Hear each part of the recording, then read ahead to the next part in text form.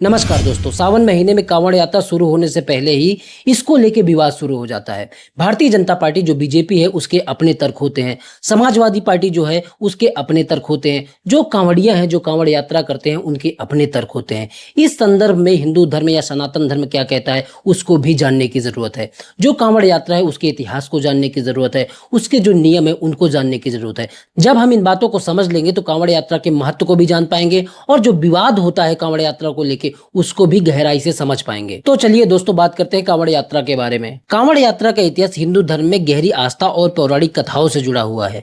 ये जो यात्रा होती है दोस्तों मुख्य रूप से सावन महीने में जुलाई अगस्त में भगवान शिव के जो भक्त हैं उनके द्वारा की जाती है। इसमें जो कांवड़िया होते हैं वो गंगा नदी से जल लेके या अन्य कोई पवित्र नदी होती है उनसे जल लेके जो शिव भगवान के मंदिर में शिवलिंग होता है उसमें जल अभिषेक करते हैं। कांवड़ यात्रा का जो इतिहास है उसको लेके कई प्रकार की मान्यताएं, कई प्रकार की कहानियां प्रचलित है, तो उनको भी जानने की जरूरत है कि कांवड़ यात्रा होती क्यों है। इसके विषय में जो पहली पौराणिक कथा है वो समुद्र मंथन और रावण से जुड़ी हुई है। पुराणों के अनुसार ये जो कांवड़ यात्रा की परंपरा है ये समुद्र मंथन से जुड़ी हुई है।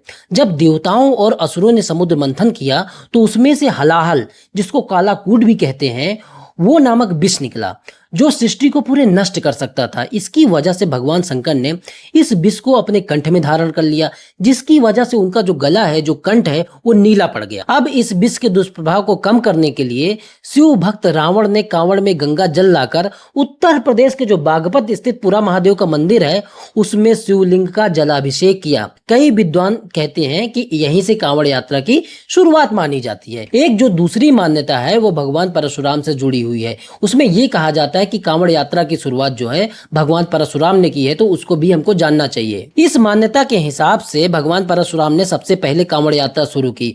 उन्होंने गढ़मुक्तेश्वर जो उत्तर प्रदेश में है वहां से गंगा जल लाकर बागपत के जो पुरा महादेव का मंदिर है उसमें जो शिवलिंग है उसका जलाभिषेक किया था। और ये सारी चीजें सावन महीने में हुई थी, तभी से ये परंपरा चली आ रही और लाखों श्रद्धालु इसी महीने गंगा जल लेकर शिव भगवान का अभिषेक करते हैं। क्योंकि झारखंड के बाबा बैद्यनाथ, जिनको बाबा धाम बोला जाता है, वहां पे भी कांवड़ यात्रा प्रचलित है। तो उनको लेके कौन सी मान्यताएं हैं, कौन सी पौराणिक कथाएं हैं, उनको भी हमको जानने की जरूरत है कि वहां पे कांवड़ यात्रा क्यों होती है, उसको लेके कौन सी मान्यताएं हैं। इस मान्यता में भगवान राम को पहला कांवड़िया माना जाता है।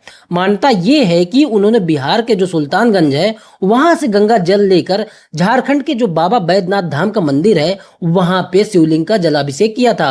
और इसी के आधार पर भगवान राम को प्रथम कांवड़ यात्री माना जाता है और यहाँ से कांवड़ यात्रा की शुरुआत मानी जाती है। तो सबकी अलग अलग मान्यताएं हैं। एक कहानी और प्रचलित है, हमने बचपन से लगातार फोटो देखी है श्रवण कुमार की, उनसे जुड़ी हुई भी कांवड़ यात्रा को लेकर एक कहानी या एक पौराणिक कथा प्रचलित है, उसको भी समझना चाहिए। ये जो पौराणिक कहानी है ये रामायण से जुड़ी हुई है। रामायण के हिसाब से श्रवण कुमार जो थे वो अपने अंधे माता पिता की तीर्थ यात्रा की जो इच्छा है उसको पूरा करना चाहते थे।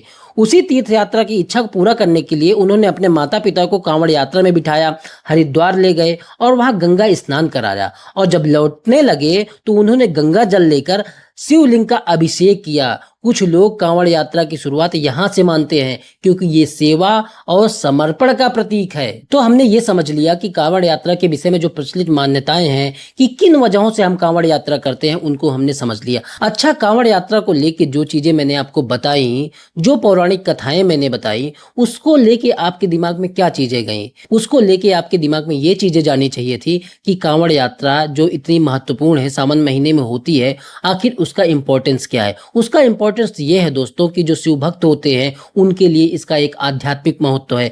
वो शिव भगवान के प्रति अपना समर्पण व्यक्त करते हैं, एक कठिन परिस्थिति से गुजरते हुए नंगे पांव यात्रा करते हैं और शिव भगवान तक, जो बैद्यनाथ धाम है, जो हरिद्वार है, यहाँ तक पैदल यात्रा करते हैं। तो ये कितनी कठिन यात्रा होती है, ये उनके समर्पण को, उनके भक्ति के भाव को भी दिखाता है। दूसरी बात, इसके सामाजिक महत्व को भी समझिए।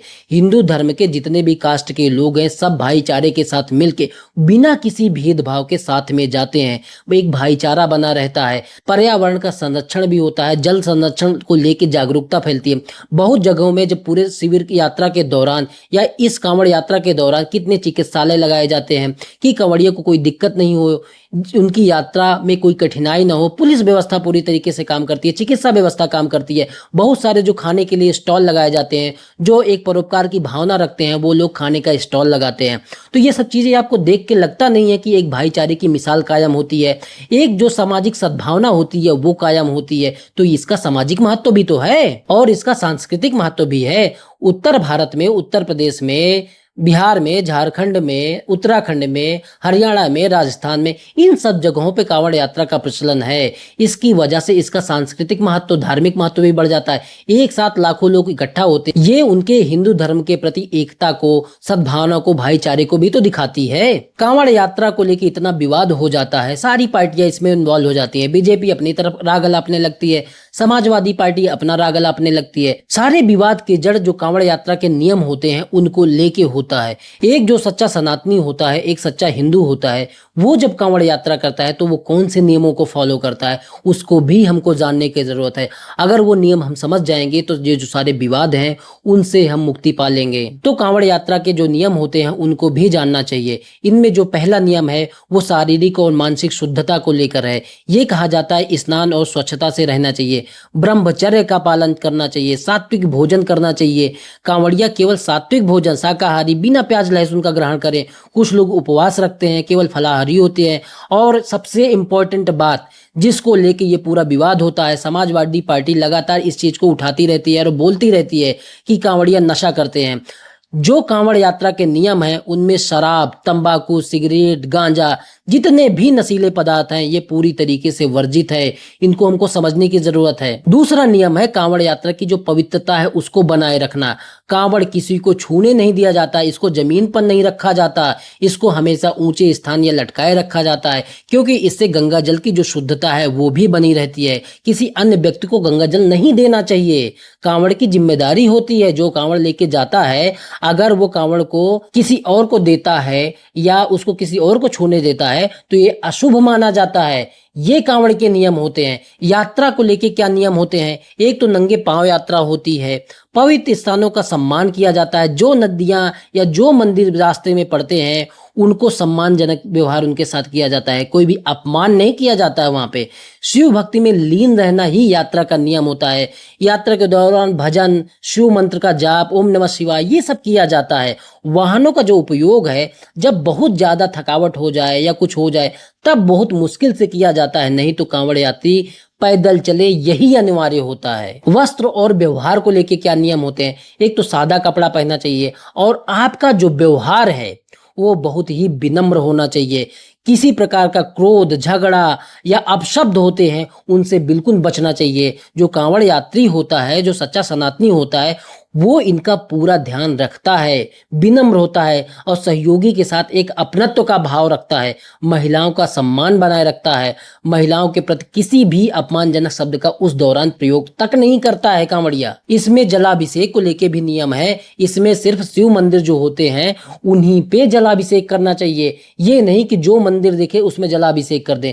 इससे क्या होता है, जो कांवड़ यात्रा की पवित्रता है वो बाधित होती है। आपको ये भी ध्यान रखना है। पर्यावरण और सामाजिक नियम भी होते हैं इसमें। एक तो स्वच्छता बनाए रखनी है। इससे क्या होता है, जो गंगा नदी है हमारी वो भी तो साफ होती है, उसमें गंदगी नहीं फैलानी है। सहायता स्वीकार करना होता है। कांवड़िए जो होते हैं वो भोजन, पानी, चिकित्सा, इन सब की सहायता स्वीकार कर सकते हैं, लेकिन इनको लेते समय विनम्रता रखनी चाहिए। ये नहीं कि आप उसके लिए हिंसात्मक हो जाएं या लड़ाई झगड़ा करने लगे, ये बिल्कुल गलत बात है। सामाजिक सद्भाव भी बनाए रखना चाहिए। अब ये समझो कि ये कांवड़िया के नियम है, और होता क्या है कि इन नियमों के विरुद्ध जो जाता है वो अच्छा या सच्चा सनातनी या सच्चा हिंदू या सच्चा कांवड़िया किसी भी मायने में नहीं कहला सकता। मैंने आपको पुराणों के हिसाब से जो पौराणिक कथाएं थी वो बताया, जो कांवड़िया के नियम होते हैं मैंने वो बताया। इनमें कहीं भी आपको ये लगा कि यहाँ पे हिंसा की बात या सामाजिक सद्भाव को तोड़ने की बात या नशे की बात, इस तरह की कोई भी बात देखने को मिली, जब भी कोई पार्टी आपको सपोर्ट करती है तब भी समझिए कोई ना कोई उसका राजनीतिक हित होता है, या कोई पार्टी अगर आपका विरोध करती है तब भी उसका राजनीतिक हित होता है। कोई भी पार्टी हो, चाहे वो बीजेपी हो चाहे समाजवादी पार्टी हो, बीजेपी अगर उसको लेके सपोर्ट करती है, कांवड़ यात्रा को सपोर्ट करती है, सहयोग करती है, तो उसका भी अपना राजनीतिक हित होता है। उसका राजनीतिक हित होता है कि जो हिंदू है वो एक रहें, और फिर किसी मुद्दे पे अगर कि इस तरीके की चीजें आती हैं किसी दूसरे धर्म के खिलाफ, तो जब ये एक रहेंगे तो इकट्ठा वोट डालेंगे। इनकी ये राजनीति होती है। और जो समाजवादी पार्टियां जैसी पार्टियां होती हैं उनका हित क्या होता है? उनका हित ये होता है कि धर्म के नाम पे जो हिंदू लोग हैं वो किसी तरीके से इकट्ठा ना हो, क्योंकि जातियों को लेकर बहुत सारे इसमें असमानताएं हैं, भेदभाव है, तो उनको भी अपना पहचाने और उनके हिसाब से इकट्ठा रहे, जातियों में इकट्ठा रहे, जिससे क्या हो कि कोई अन्य पार्टी इनको धर्म के नाम पे भड़का ना पाए। दोनों के अपने अपने राजनीतिक हित होते हैं। कांवड़िया को, एक कांवड़ यात्री को, इन दोनों पार्टियों से सावधान रहने की जरूरत है, क्योंकि ये धर्म का मामला है, हमारा व्यक्तिगत मामला है। क्योंकि हिंदू धर्म जो है एक अनुभूति मूलक धर्म है। इसमें जो व्यक्ति होता है उसको अपनी अनुभूति के हिसाब से जो परंपराएं हैं, जो हमारी पौराणिक मान्यताएं हैं, उनको फॉलो करने का हक होता है। मैं इतना जरूर मानता हूं कि यात्रा के दौरान अगर कुछ व्यक्ति नशे का उपयोग करते हैं और किसी को नुकसान नहीं पहुंचाते हैं, किसी दुकान में तोड़फोड़ नहीं करते हैं, किसी के प्रति हिंसा का भाव नहीं रखते हैं, अपना मस्ती से अपने मतलब कि भोले बाबा के गाने गाते हुए चले जाते हैं, तो उसमें समाज का किसी प्रकार का नुकसान नहीं होता है। हाँ, जब नुकसान तब होता है जब आप धर्म के नाम पे, या बहुत सारी पार्टियां ये कर देती हैं कि धर्म के नाम पे आपको दुकान में नाम लिखने की जरूरत है। यहाँ पे बिल्कुल सही बात है कि जिसके नाम पे दुकान है उसका नेम प्लेट बिल्कुल होना चाहिए, लेकिन इसके पीछे की मंशा क्या है वो भी समझने की हमको जरूरत है।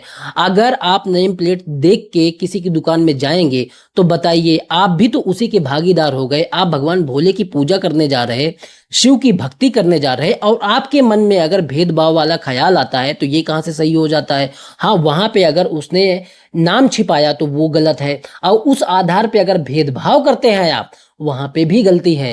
ये भी हमको समझने की जरूरत है। मुजफ्फरपुर में एक यशवीर महाराज हैं, उन्होंने क्या कहा? उन्होंने ये कहा कि जो कांवड़िया हैं उनको अपनी कांवड़ मुसलमान से नहीं बनवानी चाहिए, या जो मुसलमान के ढाबे हैं या जो वहां से खाना है वहां से नहीं लेना चाहिए। ये क्या है? क्या हिंदू धर्म हमको ये सिखाता है कि किसी के साथ भेदभाव करना? जहां इस तरह की चीजें होती हैं उनमें राजनीति इन्वॉल्व हो जाती है। एक अच्छा हिंदू होगा, सनातनी हिंदू होगा, उसको अपने काम से मतलब होगा, इन चीजों से मतलब नहीं होगा कि कौन कांवड़ बना रहा, कौन सी दुकान है। हमारी जो पौराणिक कथाएं हैं उनमें कहीं भी इस तरीके का भेदभाव नहीं है। एक जो सच्चा सनातनी होगा वो इन चीजों को पढ़ेगा, समझेगा, और उसमें राजनीति कितनी है उसको भी समझेगा। मुरादाबाद में हिंदुओं सावधान का पोस्टर लगाया जाता है। इसमें यह कहा जाता है कि बहुत सारे लोग ऐसे हैं जो अपनी दुकान का पोस्टर धर्म का नाम बदल के लगाते हैं। ये बहुत गलत बात है। धर्म का नाम बदल के पोस्टर नहीं लगाना चाहिए, क्योंकि इससे क्या होता है, कंफ्यूजन पैदा होती है जिसका राजनीतिक फायदा उठाया जाता है। आपका जो धर्म है आप उसी के हिसाब से अपना ओरिजिनल नाम लिख के फोटो लगाएं या अपना नेम प्लेट लगाएं। उसके बाद जो कांवड़िया होगा वो एक अगर ईमानदार या सच्चा कांवड़िया है तो वो इन चीजों में नाम देख के भेदभाव नहीं करेगा, उसकी मर्जी है खरीदना। लेकिन अगर भेदभाव की चीजें मेरे मन में आती हैं तो कहीं ना कहीं जो कांवड़ यात्रा का पर्पज है वो दूषित होता है। ये भी हमको समझने की जरूरत है। बहुत जगह ये वीडियो में दिखाई दिया कि मेरठ और गाजियाबाद में जो कांवड़ यात्री है उनके द्वारा हिंसा की गई। क्या समाज के सब लोग एक जैसे होते हैं? 99% जो कांवड़िया हैं वो पूरे के पूरे अपनी शुद्धता के साथ यात्रा करते हैं। मेरे गांव के बहुत सारे लोग यात्रा करते हैं।